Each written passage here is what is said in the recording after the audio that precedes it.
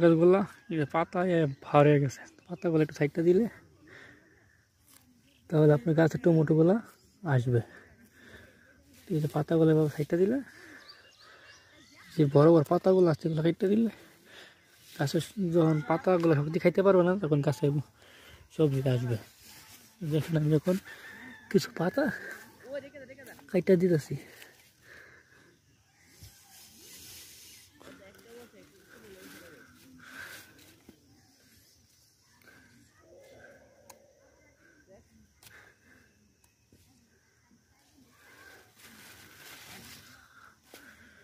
এই যে পাতাগুলো কাইটা দিলে একটু পাতলা হইব।